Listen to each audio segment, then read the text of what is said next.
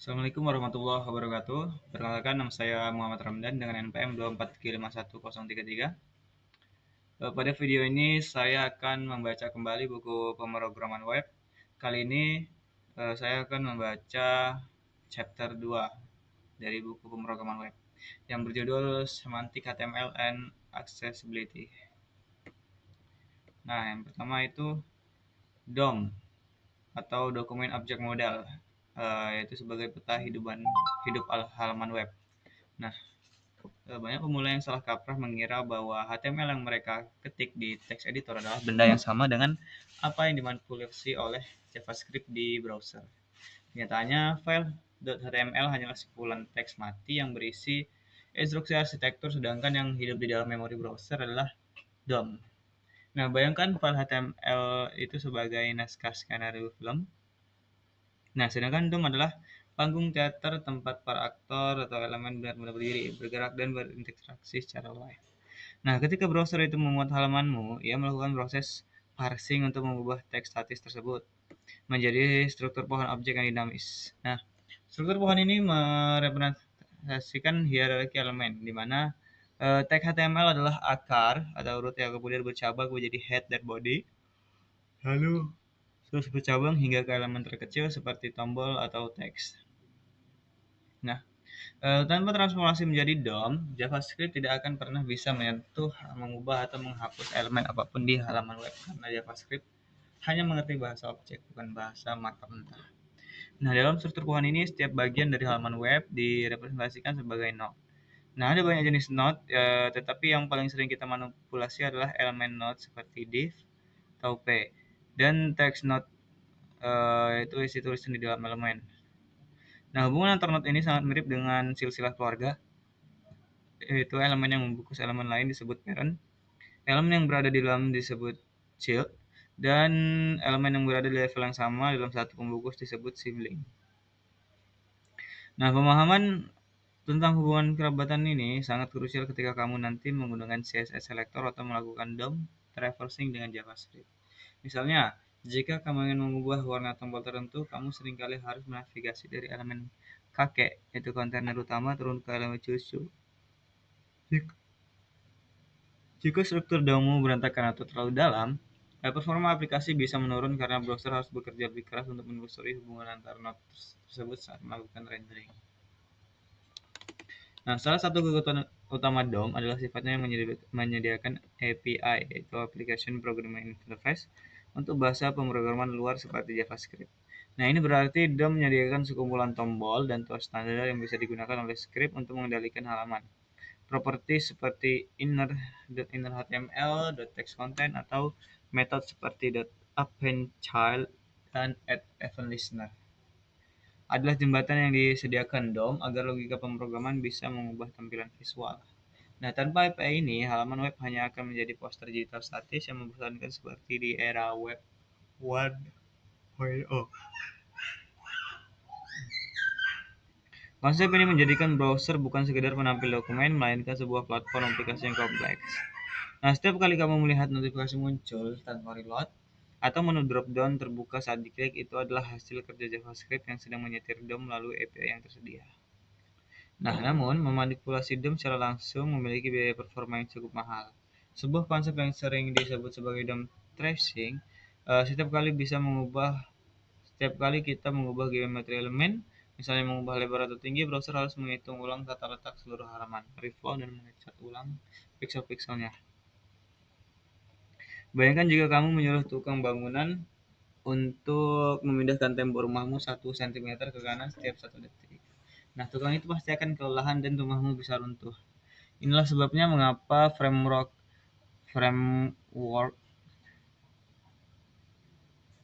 modern seperti React atau Vue menggunakan konsep virtual DOM, yaitu sebuah salinan DOM di memori yang bisa diubah-ubah dengan sangat cepat. Nah, hanya ketika semua perubahan selesai dihitung di virtual DOM, framework akan memperbarui DOM asli sekaligus dalam satu waktu, itu batch update, meminimalkan kerja berat browser. Nah, penting juga untuk memahami bahwa apa yang kamu lihat di view source browser seringkali berbeda dengan apa yang ada di DOM saat ini. ViewSource hanya menampilkan kode HTML awal yang dikirim dari server, sedangkan DOM merepresentasikan keadaan halaman saat ini yang mungkin sudah diacak-acak oleh JavaScript. Jika kamu ingin melihat struktur yang sebenarnya sedang terjadi, kamu harus menggunakan inspect elemen di Developer Tools. Nah, alat ini memperlihatkan DOM Live yang sedang aktif, lengkap dengan atribut tambahan atau halaman baru yang mungkin disuntikan oleh script pihak ketiga. Nah, kemampuan melakukan debugging langsung di pohon DOM ini adalah skill wajib bagi seorang web arsitek untuk menelusuri bug tampilan atau masalah fungsionalitas.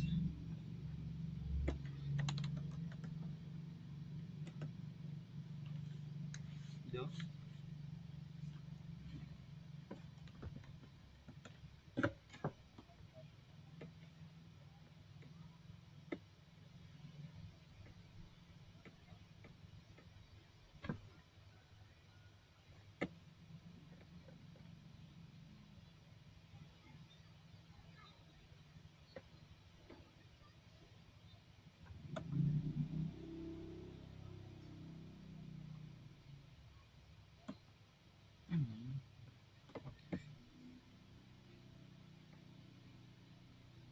Terakhir, DOM adalah struktur yang platform agnostic, artinya konsep ini tidak hanya berlaku di browser Chrome atau Firefox, tapi juga bisa diimplementasikan di lingkungan lain, misalnya mesin pencari seperti Googlebot juga membangun versi DOM mereka sendiri. Sering disebut headless browser untuk memahami isi halamanmu demi keperluan indeksasi. Bahkan teknologi modern memungkinkan kita merender DOM di sisi server sebelum dikirim ke pengguna dengan memahami bahwa DOM adalah representasi data dari UI. Dari secara interface kamu bisa menyelesaikan pemikiran antara bagaimana data simpan dan bagaimana data ditampilkan.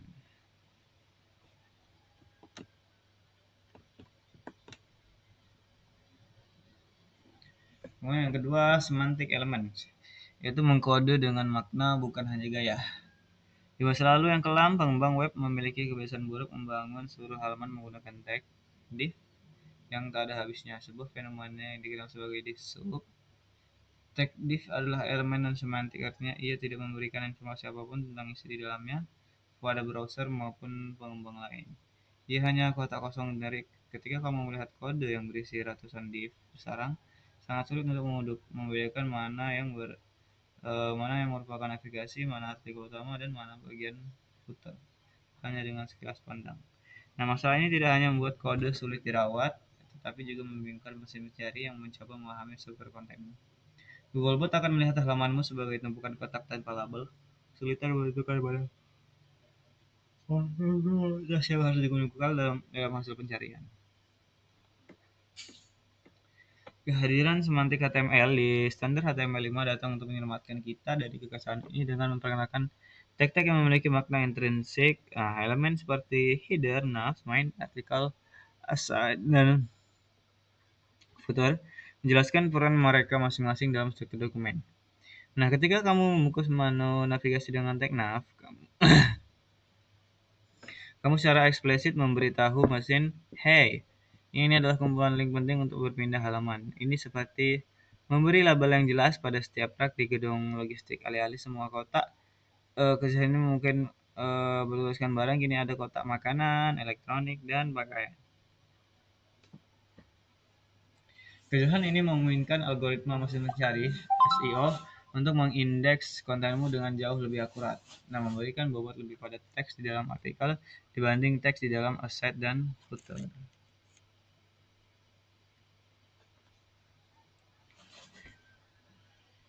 Salah satu perdebatan klasik dalam semantik adalah perbedaan antara section dan artikel yang seringkali membingungkan pemula. Aturan praktisnya sederhana ya.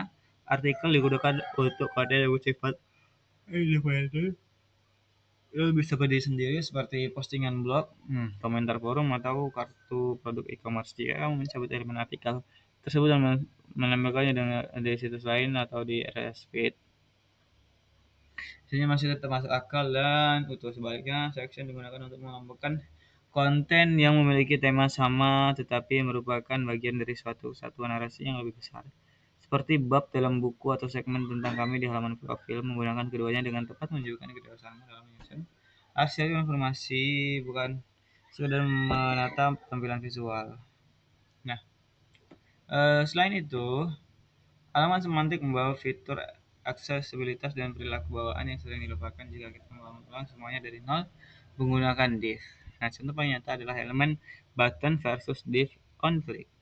Nah, elemen button secara bawaan bisa diakses menggunakan tombol tab di keyboard dan bisa diaktifkan dengan tombol enter atau spasi. Nah, sedangkan div diberi event klik tidak memiliki fitur tersebut kecuali kamu menambahkannya secara manual dengan JavaScript yang rumit. Menggunakan elemen semantik asli browser berarti kamu mendapatkan semua fitur interaksi secara standar secara gratis, stabil dan teruji di berbagai perangkat. Ini adalah prinsip don't reinvent the wheel. Gunakanlah komponen yang sudah disediakan platform web, kecuali kamu memiliki alasan yang sangat kuat untuk membuatnya sendiri. Kesimpulannya, menulis HTML semantik adalah bentuk profesionalisme dan empati seorang web arsitek. Nah, kamu tidak hanya menulis kode untuk membuat browser menampilkan visual yang cantik, tapi kamu juga menulis struktur data yang bermakna yang bisa dikonsumsi oleh berbagai agen. Mulai dari manusia, robot, mesin pencari, hingga alat bantu difabel. Nah, kode yang semantik lebih tahan banting terhadap perubahan teknologi di masa depan karena ia berpegang pada standar makna, bukan standar tampilan pesan. Kemudian yang ketiga, Advanced Forms and Validation, gerbang data yang aman. Nah, formulir web adalah titik pertemuan paling kritis antara pengguna dan sistem. Tempat di mana data berharga berpindah tangan. Di masa lalu, input data hanya terbatas pada tipe teks sederhana yang memaksa pengguna mengetik format rumit secara manual dan rawan kesalahan.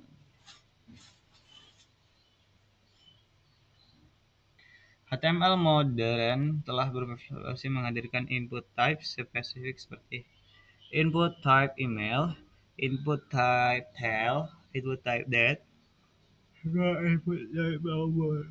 Penggunaan tipe spesifik ini bukan sekedar untuk validasi, tapi juga untuk mengisi antar muka keyboard yang sesuai di perangkat mobile. Misalnya saat pengguna fokus pada input bertipe tel, smartphone akan otomatis menampilkan keypad angka besar tanpa tombol huruf.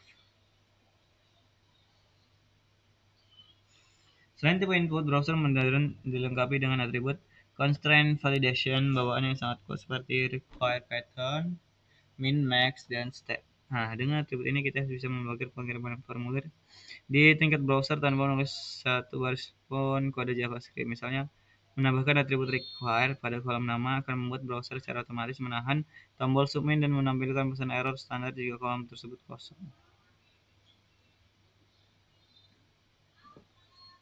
Namun, validasi bawaan browser terkadang memiliki tampilan pesan error yang kaku dan sulit disesuaikan dengan desain brand aplikasi kita.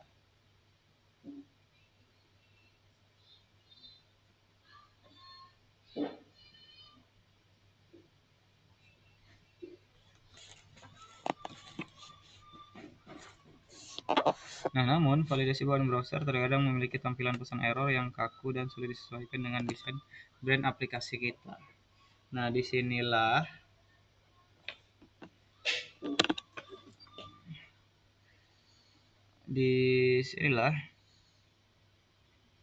Constraint Validation API JavaScript berperan. Nah, memungkinkan kita untuk menunggangi logika validasi browser tetapi dengan pesan dan tampilan custom. Melalui API ini kita bisa mendeteksi status validitas setiap kolom dengan properti seperti validity.value missing atau validity type mismatch. Lalu menampilkan pesan error yang lebih manusiawi dan estetik menggunakan DOM. Kita juga bisa memanfaatkan pseudo class seperti valid, invalid, focus, within, dan misalnya. Penting untuk diingat bahwa seberapa canggih pun validasi di sisi klien, ia tidak boleh dianggap sebagai jaminan keamanan mutlak. Seorang pengguna yang nakal atau peretas bisa dengan mudah mematikan JavaScript, manipulasi HTML lewat inspect elemen atau mengirim request langsung ke API server tanpa melalui browser. Nah, forum yang terbuka di internet adalah sasaran empuk bagi bot yang ingin menyuntikkan link iklan atau mencoba serangan brute force. Teknik tradisional seperti CAPTCHA yang menyuruh user menebak gambar lampu latar seringkali merusak konversi karena menyulitkan pengguna asli. Pendekatan modern lebih menyukai teknik honeypot, yaitu membuat kolom input tersembunyi yang tidak terlihat oleh manusia tapi akan diisi oleh bot bodoh.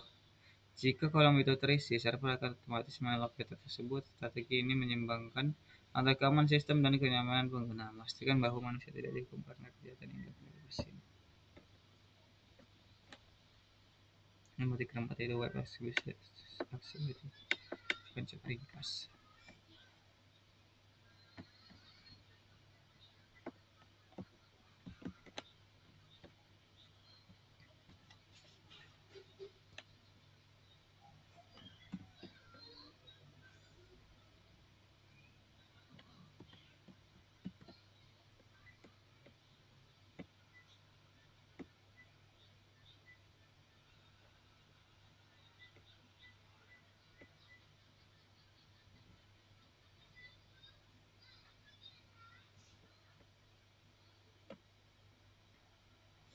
Kemudian yang keempat, web accessibility, jalan tol untuk semua orang. Web accessibility yang sering disingkat menjadi A11Y karena ada 11 huruf antara A dan Y.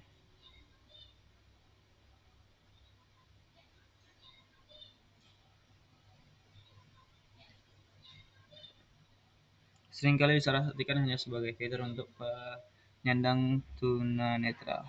Padahal aksesibilitas adalah tentang inklusivitas dan universal yang menguntungkan semua orang termasuk saya dan kamu. Konsep ini dikenal sebagai the curb effect. Nah, oleh trotoar landai dibuat untuk pengguna kursi roda, tapi ternyata juga sangat membantu orang yang membawa koper. Orang tua dengan kereta bayi atau bersepeda di web fitur seperti kontras warna yang tinggi tidak hanya membantu orang dengan gangguan penglihatan. Video dengan caption teks membantu teman tuli, tapi juga membantu kita menonton konten di tempat yang bising atau di kantor diam-diam tanpa suara. Nah, salah satu alat utama yang digunakan penyandang tunanetra untuk berselancar di internet adalah screen reader, sebuah software yang membacakan isi halaman web secara linear dari atas ke bawah. Berbeda dengan mata kita yang bisa memindai halaman secara acak dan langsung fokus ke bagian penting, screen reader memproses informasi secara berurutan. Nah, disinilah struktur HTML yang benar menjadi sangat vital. Jika kamu menggunakan elemen semantik seperti heading dengan urutan yang logis, pengguna screen reader bisa melompat antara bab dengan mudah. Namun jika kamu menggunakan teks biasa yang hanya diperbesar ukurannya dengan CSS tanpa tag heading, pengguna tersebut akan tersesat dalam lautan teks tanpa navigasi. Bagi mereka web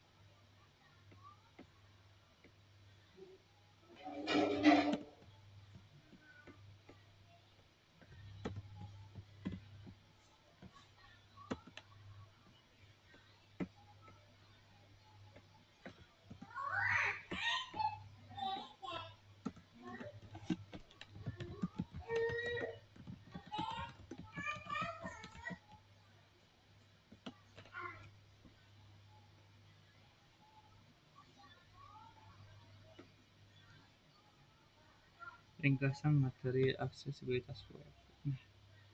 Pada navigasi keyboard. Navigasi keyboard sangat penting bagi pengguna dengan keterbatasan motorik yang tidak bisa menggunakan mouse.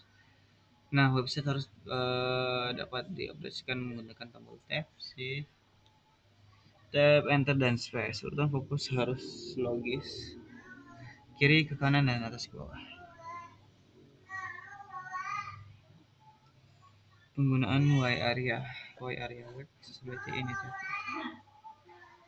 Terus membantu memberikan informasi tambahan kepada teknologi bantu seperti screen reader, national atributnya, area bar, expand.